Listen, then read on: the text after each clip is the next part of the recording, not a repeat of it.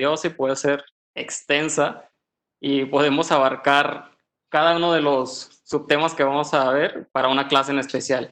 Pero bueno, vamos a tratarla de hacer como más fácil, más dinámica y tocar los puntos esenciales que deben de conocer. Como introducción, bueno, debemos de prácticamente conocer la anatomía básica del árbol traqueobronquial, de la segmentación pulmonar, la definición del lobulillo pulmonar secundario y la vasculatura pulmonar. Para comenzar, bueno, un poco de historia. Sabemos que el invento de la tomografía se lo debemos al ingeniero Gottfried Hounsfield, que murió en el año 2004 y el cual, gracias a él, pues se inventó la tomografía y esta es la primera tomografía tomada en Londres, Inglaterra, en una señora que tenía aparentemente una tumoración cerebral y en el cual, bueno, se demostró que en el lóbulo parietal derecho sí se encontraba cierta tumoración. ¿Okay? Exacto, entonces no es tan mala esa. Sí, la adquisición de esta imagen se tomaba aproximadamente 8 o 9 minutos y se reconstruía de 10 a 14 minutos. Entonces la adquisición era pues, súper larga. Y bueno, como en la primera clase habían preguntado también, la dosis de radiaciones que pueden tener una u otra tomografía, bueno, sabemos que la multicorte puede llegar a tener hasta 7 milisieverts y una alta resolución, que son axiales, que cada 10 milímetros se adquiere una imagen, se reduce hasta 0.7 milisieverts. Según la norma oficial mexicana, todo el personal expuesto a la radiación anualmente debe de percibir menos de 50 milisieverts. ¿Ok? Y bueno, para también para familiarizarnos, en la tomografía vamos a hablar de densidades, ¿ok? Tomando el centro como densidad cero, el agua. Todo lo que parte de negativo hasta menos 80 más o menos, unidades Hounsfield, es la grasa y a partir de ahí, bueno, viene la atenuación de aire. Si tenemos un aire puro 100%, digamos, es hasta menos 1000 unidades Hounsfield. Sin embargo, pues sabemos que el pulmón no se compone solamente de aire, ¿no? Sí, estructuras vasculares, intersticio pulmonar. Es por eso que hay un rango entre 800 de 700 hasta 900 unidades Hounsfield. En cambio, si nos vamos a lo positivo, bueno, sabemos que el hueso muy denso o artefactos metálicos pueden llegar hasta más 1000 unidades Hounsfield. Y dentro de estos, bueno, ya está todas las densidades de músculo, de los tejidos blandos que conocemos. Y bueno, como introducción, bueno, el estudio radiológico de la patología torácica requiere como requisito saber la anatomía básica por imágenes y a partir de ahí entender las modificaciones que pueden suceder y que puede producir las diferentes patologías en las diferentes estructuras anatómicas. Iniciando con el árbol traqueobronquial, sabemos que se divide en 3 secciones, la de conducción, la de transición y la de tejido respiratorio. La de conducción, bueno, llega desde la tráquea hasta los bronquiolos. En la de transición, hasta los bronquiolos respiratorios, los conductos alveolares. Y bueno, el tejido respiratorio, como ustedes ya saben, son prácticamente los sacos alveolares y los alveolos. Es importante recordar que si se saca volumen aproximadamente desde la carina hasta los bronquios, que miden 0.7 milímetros, que son prácticamente los más distales, tienen un volumen aproximado de 70 mililitros. Y si se saca un volumen de la tráquea a la carina, aproximadamente son 80 mililitros, que si sumados dan 150 mililitros, que correspondería con el espacio muerto fisiológico que ustedes sacan en las espirometrías. Y bueno, anatómicamente la tráquea va aproximadamente desde el cuerpo vertebral cervical número 6 hasta el torácico número 4. Tiene tanto una porción extratorácica e intratorácica. La longitud aproximadamente son de 13 a 14 centímetros, siendo la intratorácica de hasta 9 centímetros. Sabemos que la parte anterior está conformada por los anillos cartilaginosos, que son aproximadamente de 15 a 20. Entre ellos están unidos por los ligamentos anulares y en la región posterior, en la parte posterior, prácticamente es una pared membranosa. El tercio superior de la tráquea está irrigada por la arteria tiroidea inferior y, bueno, el tercio inferior por las arterias bronquiales. Y si se acuerdan también, como hemos visto en los casos anteriores, muchas veces mencionan que si la tráquea está desviada a la derecha, o sea, que si hay retracción o sea, que si es patológico, vamos. Y bueno, si vemos en esta reconstrucción coronal, vemos cómo el arco de la aorta hace una ligera indentación sobre el tercio inferior de la tráquea. Es por eso que muchas veces puede verse como desplazado, desviada, y que pueden considerarla patológica, pero en realidad no lo es. Y obviamente, si un arco de la aorta está incrementado, pues obviamente el desplazamiento va a ser mayor. Siempre debemos tener en cuenta esta indentación, porque bueno, también hay variantes anatómicas que pueden hacerlo del lado contralateral, como es un arco aórtico a la derecha. ¿Se fijan? La indentación ahora va a ser del lado contralateral. Y bueno, pasando a las medidas, aproximadamente si hay hombres y mujeres, el diámetro para hombres es hasta 25 milímetros y en mujeres hasta 21 milímetros en un sentido en coronal. Si vamos a sagital, bueno, es mayor, en hombres hasta 27 milímetros y en mujeres hasta 23 milímetros. Bueno, también como ya se ha repetido en varias ocasiones en los casos, sabemos que hay un ángulo interbronquial, que aproximadamente también no hay consenso donde hay exactitud sobre el ángulo, ¿no? Hay que va desde 35 hasta 90 grados, en promedio la mayoría de la literatura lo deja en 70 grados, ¿ok? Y también pues hay ángulo hay ángulo broncopulmonar derecho y broncopulmonar izquierdo. Estos, si vemos, pues son más obtusos y en promedio del lado derecho es de 136 grados aproximadamente y del lado izquierdo 134. Pasando a los bronquios lobares y segmentarios, bueno, tenemos una clasificación que, si bien recuerdan, en la que utilizamos o a la que nos basamos es la de Boyden, ¿ok? Boyden qué dice? Bueno, va a clasificar o va a poner una letra, la B, de acuerdo al bronquio que está señalando, ¿ok? Y una S en el segmento que digamos, va ese bronquio, ¿ok? Y bueno, sabemos que el bronquio principal derecho aproximadamente tiene 2.5 centímetros de largo y 1.5 centímetros de ancho. Aproximadamente lo primero que sale de ahí, o la primera rama, es hacia el lóbulo superior derecho, aproximadamente a 2.5 del nacimiento, y se va a trifurcar, teniendo hacia la región apical el segmento B1, hacia la región posterior el segmento B2 y al anterior el segmento B3. Si continúa en el bronquio intermedio, bueno, si vemos también, el primero que sale, bueno, hay dos ramas, ¿no? Las anteriores y la posterior. Dentro de la anterior, si se fijan, prácticamente nacen al mismo nivel, lo que viene siendo el B4, que es al lóbulo medio, y al B5, que es igual prácticamente al lóbulo medio. Y en la región posterior, bueno, lo que van a hacer es el segmento superior del lóbulo inferior, ¿sí? Y si nos vamos, que correspondería al segmento B6. Y si nos vamos, pues, a las ramas más distales, tenemos el B7, que es en la región medial, el B8 en la región anterior, B9 en la región anterior, en la región lateral y B10 en la región posterior. Si nos vamos ahora del lado izquierdo, prácticamente la anatomía es como muy similar, ¿no? Sin embargo, bueno, sabemos que la longitud es hasta 5 centímetros de largo y a 1.2, 1.8 centímetros de grosor. Y lo que va a hacer aquí, o lo que varía, cuando da la rama del lóbulo superior izquierdo, bueno, en lugar de trifurcarse, se va a bifurcar porque el segmento apical y el posterior comparten un bronquio. Entonces se va a denominar como B1 más 2. En cambio, el anterior va a seguir aislado, que es un B3. Igual, da las ramas, lo que viene siendo hacia la región lingular. La língula superior va a ser el B4 y la inferior B5. Si se fijan también, comparten al mismo nivel, prácticamente lo primero que sale del lóbulo inferior es el bronquio del segmento superior.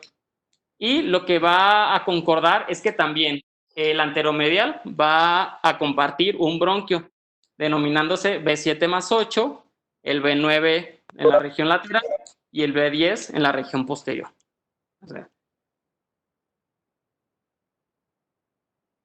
Y bueno, ¿cómo los vamos a identificar en la tomografía? Si nosotros nos damos en la región cardinal, un poquito por arriba de ella, lo primero que vamos a ver es que va a dar rama al bronquio apical del lado derecho y el ápico posterior del lado izquierdo.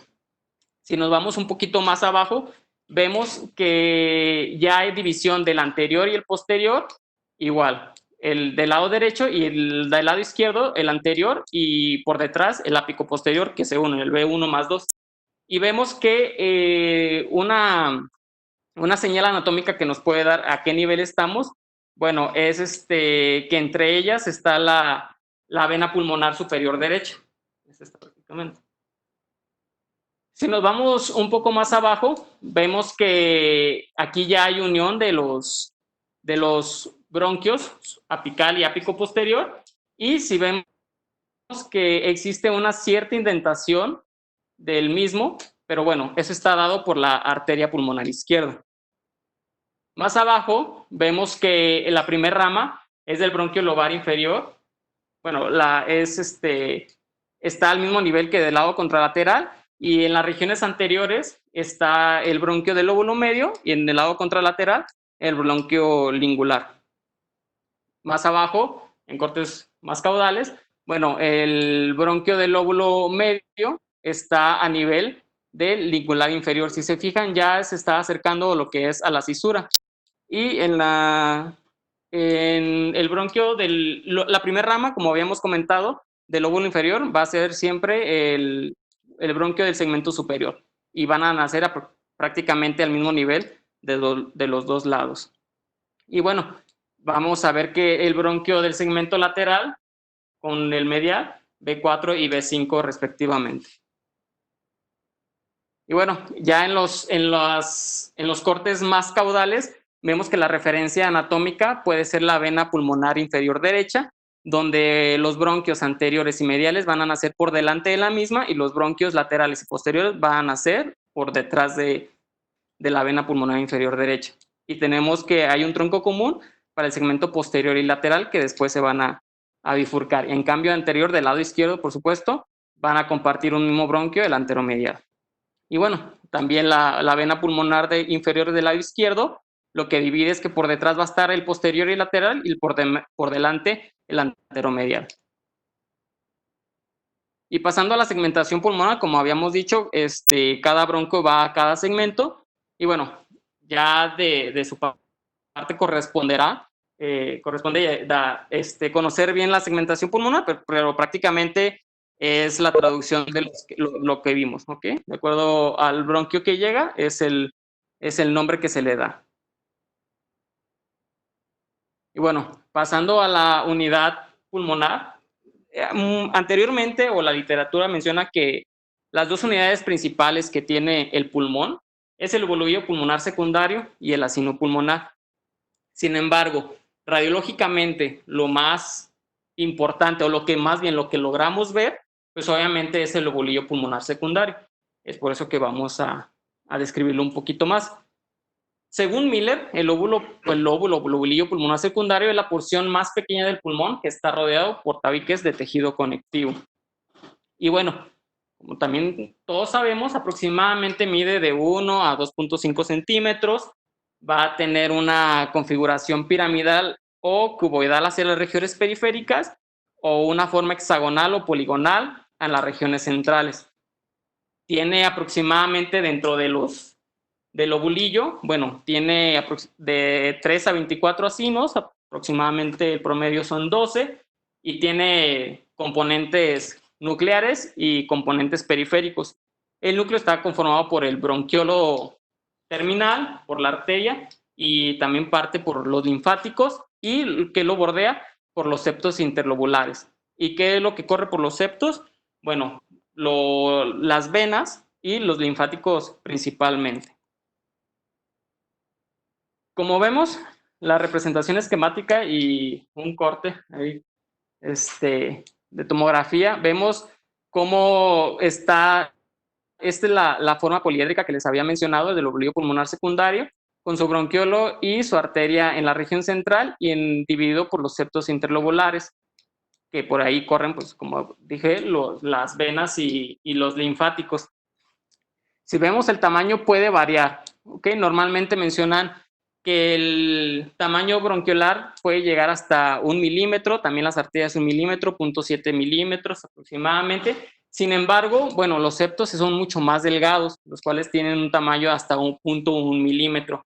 Es por eso que la resolución tomográfica que podemos adquirir, sabemos que los cortes pueden llegar hasta 0.62 milímetros, ¿no? Lo que nosotros podemos adquirir. Por eso que todo que esté por debajo probablemente no se vaya a lograr ver. En cambio, pues si está patológico, ahí es cuando nosotros logramos distinguirlo. Bueno, prácticamente vemos que lo que nosotros logramos saber son las arterias que pueden llegar hasta 1 milímetro, incluso de las de 0.1 hasta 1 milímetro, que son las musculares. En cambio, las arteriolas, que miden menos de 0.1 milímetro, es así, imposible lograrlas saber. En cambio, también las paredes bronquiales, ¿cuáles podemos llegar a ver? Si bien la pared del bronquiolo terminal puede llegar hasta 0.15 milímetros y un bronquiolo terminal igual de 0.1 a 0.15, pueden llegar a lograrse ver muy, muy rara vez. En cambio, un bronquiolo acinar, la pared puede llegar a medir hasta 0.05 milímetros y eso, por supuesto, está por debajo de la definición de la tomografía y nunca se va a lograr ver. Igual, son ejemplos esquemáticos donde vemos que estas líneas subpleurales negras son parte de un septo interlobular, pues normal, que se fijan prácticamente, pues, si lo logran ver, qué bueno, pero no se distingue bien. En cambio, todos estos señalados con la flecha verde, vemos que adoptan una forma poliédrica, o bueno, dan la forma poliédrica de forma periférica, y eso es que está distendido o es patológico.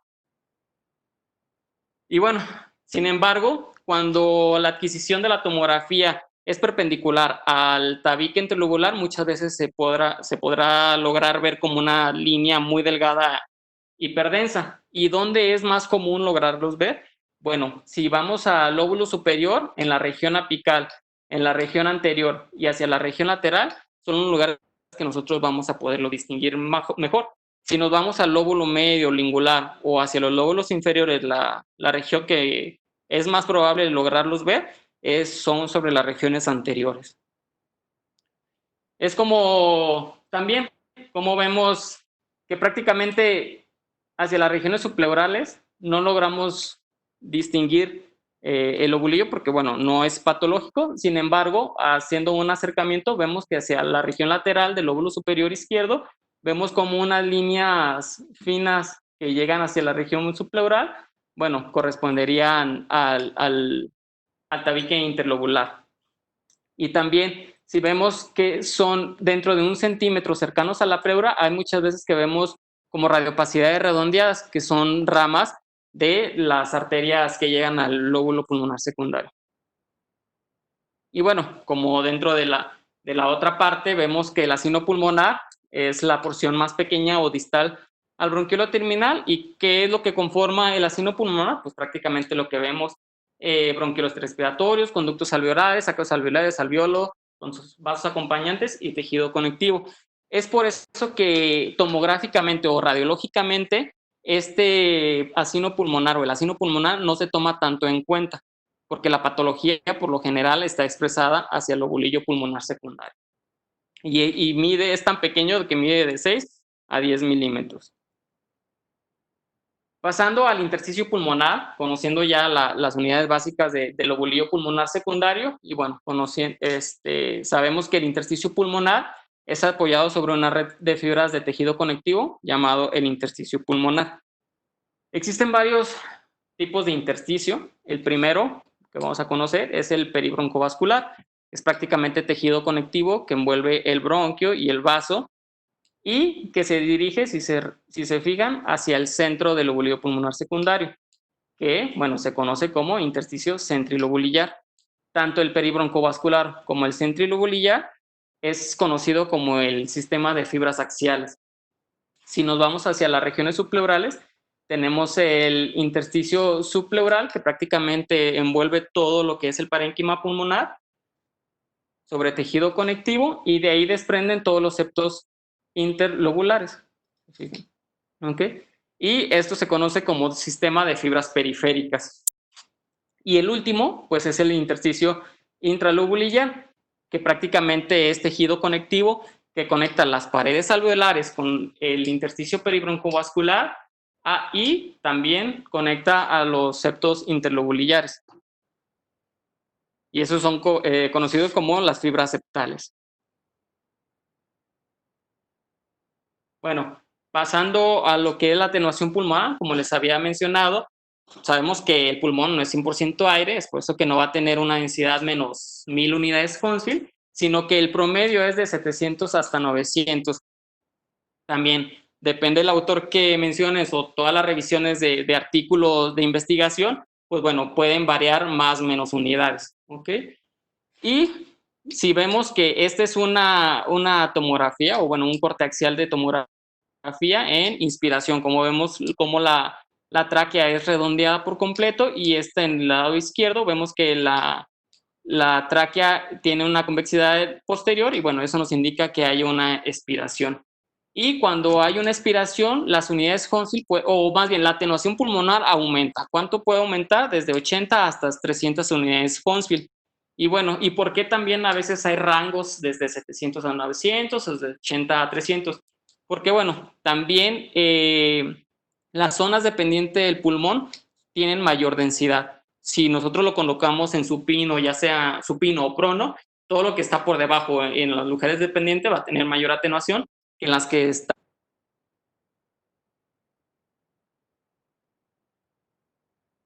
Otra cosa importante que hay que conocer, como el diámetro bronquial y radial y radio bronquioarterial.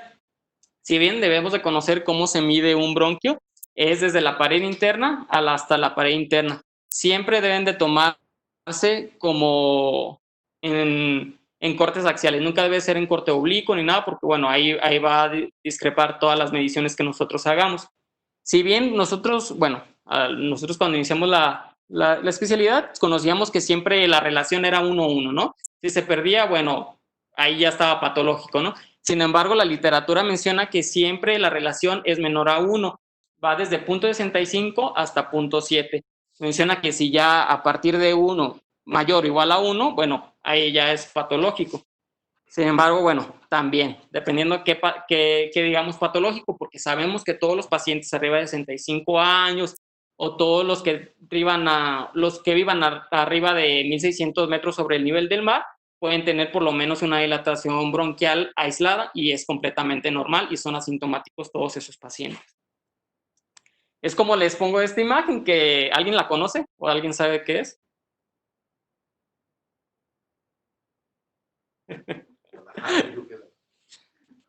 Pues, estas montañas parecen, pero no. No, es la Rinconada en Perú, que esta población es la más alta del mundo, que vive a 5100 metros sobre el nivel del mar. Busqué artículos si hubiera como estudios sobre los pacientes de cambios pulmonares o cambios bronquiales que pudiera tener. La verdad es que no hay. Hay muchísimos artículos de neumo que mencionan las adaptaciones que han de tener estos pacientes, pero bueno, tomográficamente no encontré nada. Y prácticamente es un lugar donde la minería de oro es la principal fuente económica. Y pasando a la anatomía vascular, bueno, también, como hemos repetido muchas ocasiones, la anatomía de los bordes mediastinales, porque está conformado. Bueno, sabemos que del lado derecho está la vena cava superior, del lado en la parte inferior por la vena cava inferior, pero en muchas ocasiones no se logra ver, y tiene sobre la cara lateral del atrio derecho. Acordémonos que estos no se llaman aurículas, sino que es atrio. Dentro de ese atrio hay una aurícula, ¿ok? Para que tengan una nomenclatura.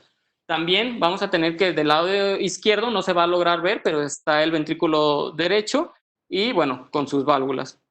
Pero lo que nosotros vamos a lograr ver es el borde del ventrículo izquierdo y parte del atrio izquierdo. En muchas ocasiones puede tener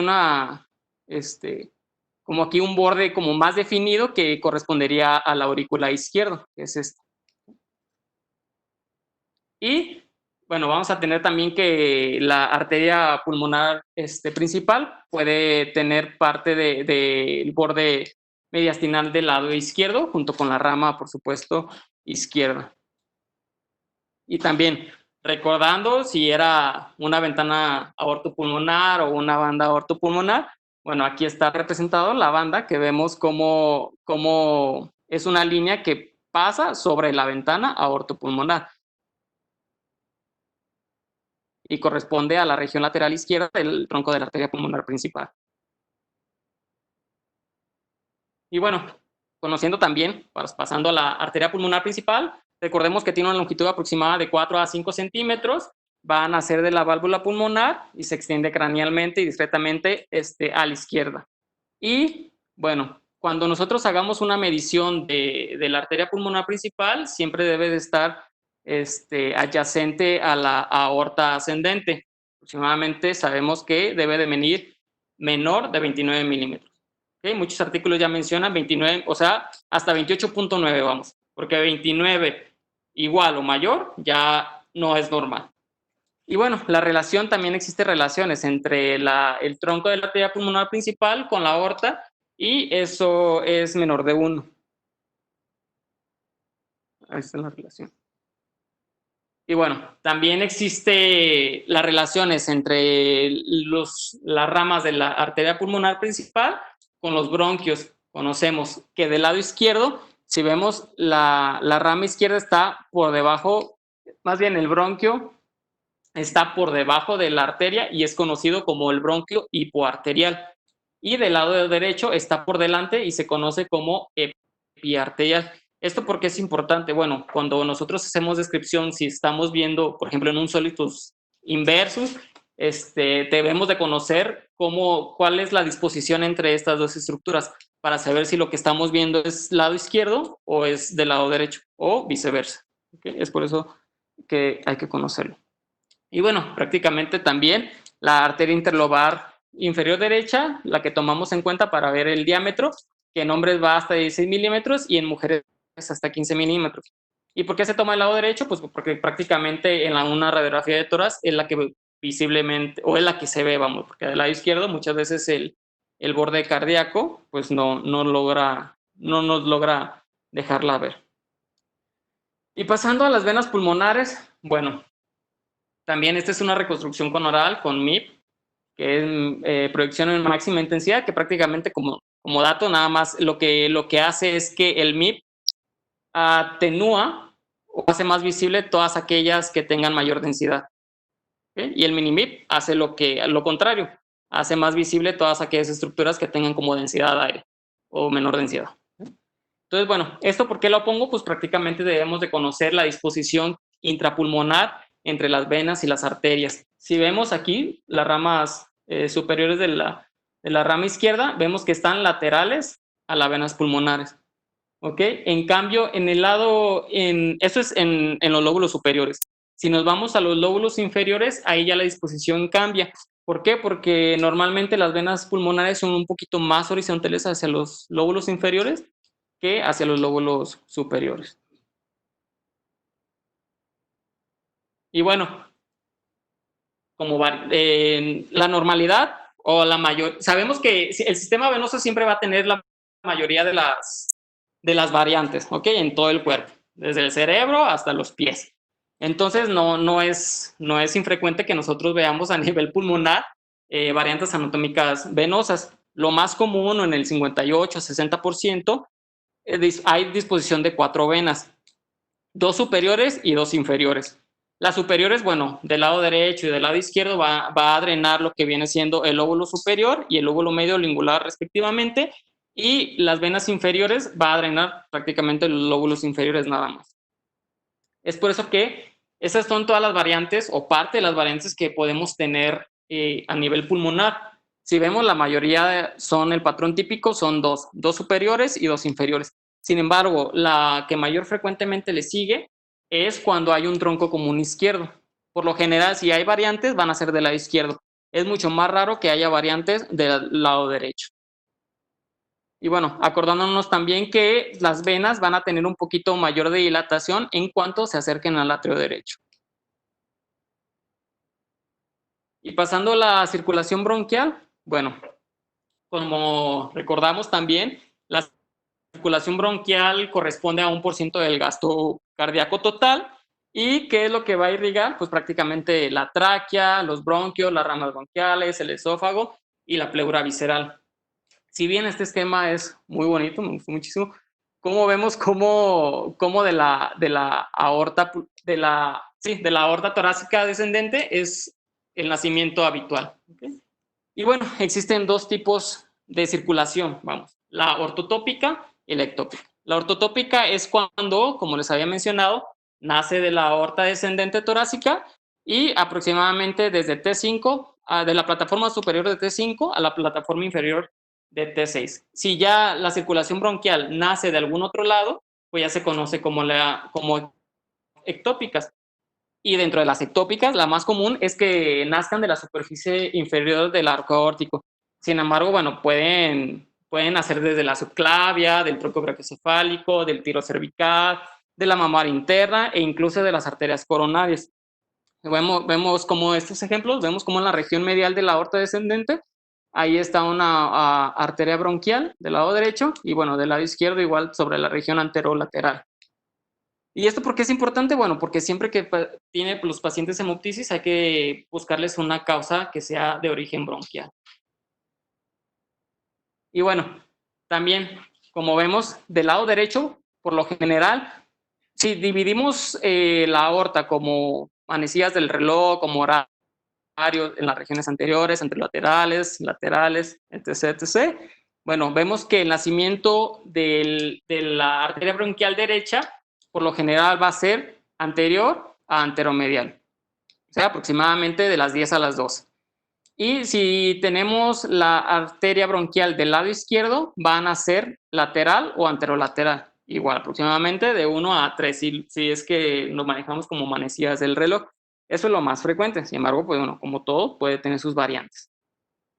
Y estas son los principales tipos de circulación bronquial que tenemos.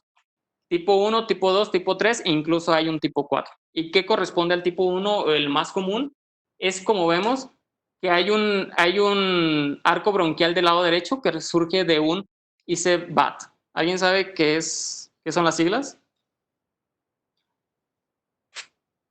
Bueno, es cuando hay un origen compartido de la arteria bronquial derecha con una arteria intercostal. Y el tipo 1 se acompaña, aparte de eso, bueno, de dos arterias bronquiales izquierdas. El tipo 2, o la que sigue en frecuencia, es cuando hay una arteria bronquial derecha y una izquierda, una y una. Y bueno, el tipo 3, o el que continúa en frecuencia, hay cuando hay dos bronquiales derechas y dos bronquiales izquierdas. También esto va a variar de acuerdo la frecuencia va a variar, depende del estudio que ustedes revisen, vamos, porque en muchas ocasiones las revisiones son sobre tomografías, obviamente contrastadas, y en muchas arteriografías. Entonces puede variar ahí la frecuencia, más bien la cantidad de frecuencia, más que los tipos, la frecuencia. Y bueno, como conclusión, ¿alguien sabe la relación que hay entre los Beatles y el tomógrafo? ¿No? Pero aproximadamente en los años 70, en 1972 para ser exactos, si se acuerdan, EMI, bueno, antes era Electric Music Industry, que no solamente era para música, ¿no? Sino también hacía prácticamente tecnología. En ese tiempo, cuando produjeron el primer sencillo de los Beatles, fue que ellos no esperaban que tuviera, vamos, ese éxito, ¿no? Sin embargo, pues bueno, tuvieron el primer sencillo, tuvo grandes éxitos, que gracias a ese éxito le dieron el presupuesto a Hounsfield para que produjera el primer tomógrafo. Es por eso que ahora sí que el avance tecnológico en cuanto a tomografía, mucho se lo debemos a los Beatles. Y bueno, el señor Hounsfield ganó el Premio Nobel de Medicina en 1979. Entonces, ¿eh? En ese tiempo todavía no existía. ¿Dudas o preguntas para el doctor? Es una clase difícil. De hecho, fue un gran trabajo. Es muy difícil intentar ver anatomía tomográfica del tórax en una clase. Sé que seguramente deben tener preguntas ahí. Si tienen, adelante. Con confianza. ¿No? Estamos, bueno, ya lo damos por terminado. Muchas gracias. Gracias. Me trató de ver de eso. Hay más anécdotas. Pues la puedo decir. No me la acepto. Solamente sé que era insistente con la empresa de que le diera presupuesto, pero presupuesto y pues, los otros como no estaban en bancarrota, pero no tenían ahora sí que presupuesto y es que gracias al sencillo se logró. O sea, Doc, platíquenos una. Ah.